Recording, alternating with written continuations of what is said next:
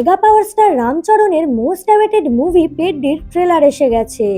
আর trailer দেখেই একটা জিনিস ক্লিয়ার যে মুভিটা পিওর ইমোশন, মাস অ্যাকশন আর কামব্যাক স্টোরির ডেডলি কম্বো। ট্রেলারেই দেখছি পেডডি কোনো অর্ডিনারি প্লেয়ার না ভাই, একাই ক্রিকেট খেলছে, ট্র্যাডিশনাল কুস্তিতে নামছে, আবার ট্র্যাকে দৌড়ে সবাইকে হারাচ্ছে। লোকাল ক্রাউডের কাছে সে কোনো সুপারস্টার না, সে ওদের নিজের ঘরের ছেলে, মাঠের আসল হিরো। কিন্তু স্টোরিতে আছে ডার্ক টুইস্ট।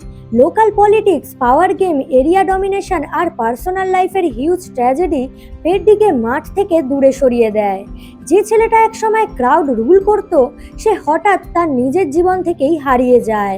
তারপরেই শুরু হয় রিয়েল গেম। নিজের সেলফ রেসপেক্ট, নিজের পিপল, নিজের মাটির টানে আবার কামব্যাক করার জার্নিটাই এই মুভির মেন সোল হতে চলেছে।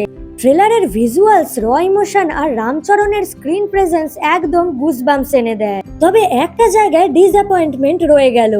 ট্রেলারের ব্যাকগ্রাউন্ড মিউজিকটা আর একটু পাওয়ারফুল হলে সিনগুলো আরো ভালো লাগতো। হিন্দি ডাবটা জাস্ট নর্মাল লাগলো। এইবার দেখা যাক এই মুভি বক্স অফিসে পার হবে না ডুবে যাবে।